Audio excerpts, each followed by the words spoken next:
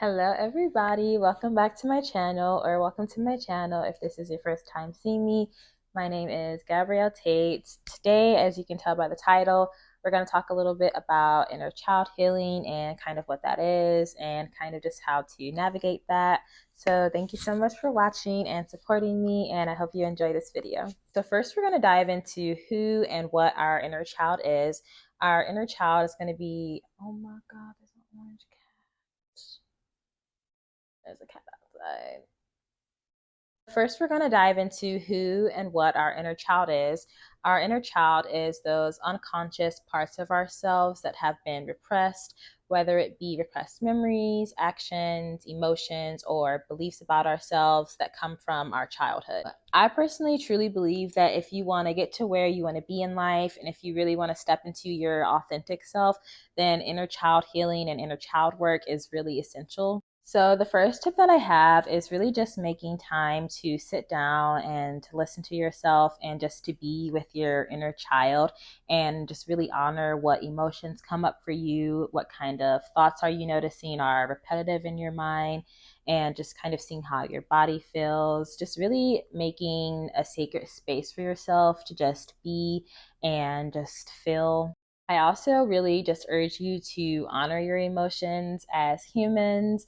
We have a really complex range of emotions that we can be feeling. And I used to just label emotions as, okay, this one's good and this one's bad. But I've noticed that it's a lot more complex me because sometimes I have a really white and black way of thinking of things, but emotions are really complex, and making sure that you honor your emotions when they come up for you is really essential. And I know it's hard when things like guilt and shame, unworthiness, or abandonment come up for you. Something that I've been taking into practice, and it's taken a very long time to put into practice, is really just seeing my emotion and knowing that I am not that emotion. I can feel it and I can see it and I can honor it and I can let it flow through me and flow out of me. Because a lot of times I tend to get consumed by my emotions, but I've kind of had to take a step back and just be like, okay, I feel guilty right now. I know that guilty is a human emotion.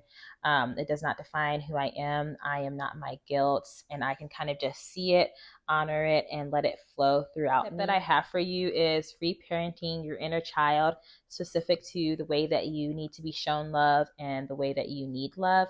And so obviously it's going to look different for everyone. And I know that I always say that, but some tips that help me might not necessarily help you.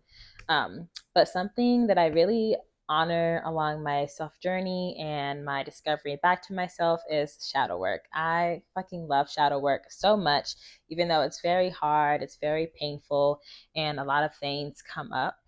Shadow work is working with our unconscious mind to discover and explore those parts of ourselves that we necessarily don't like, and parts of ourselves that we try to hide. And to be honest with you, it's ugly sometimes, baby. It's not always fun, but the result of it is just this beautiful death and rebirth process. And every time I do it, I feel like I'm just reborn, and it feels so good to step into the truth and to step into power. The next tip that I have for us is therapy. So I will say that I did a lot of work on my own through the shadow work, and it was really beautiful because it led me to a connection with my higher self and a connection with my ancestors. But after a certain point, the self healing and the inner child work got too overwhelming for me. And so, for those bigger things, I kind of had to seek therapy and I sought outside help. And I think for a while, I made myself feel really bad, like, oh, you couldn't do it on your own. But I really think that just came from a place of pride and ego and hyper independence. But seeking help and having someone to validate my experiences and encourage me was really helpful. The next tip that I have is journaling. I am in love with journaling. I love it so much. I love journaling my silly little diary. No, but journaling is a really important way for us to express our emotions and our feelings and just have something that is put into the physical on how we feel. And I always think it's so beautiful to look back at all the growth that I have from my journals and all the ways that I've changed. Journaling is such a helpful tool for self discovery and just connecting with your inner child better. And truly, it's just an act of self reflection, and self awareness is hot, okay, people?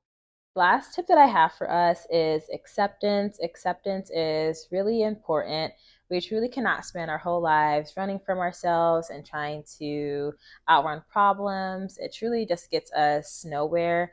I really believe that it's only in the times that we accept ourselves and accept situations, past and present, for what they truly are, then we can come back to ourselves and we can love ourselves. Thank you so much for watching my video. I hope some of the stuff I said resonates with you, and I hope some of the tips were helpful. I'm sending lots of love and lots of healing your way. Thank you so much for the support. Please feel free to like, share, and comment. I'm almost at 100 subscribers, so I'm really excited.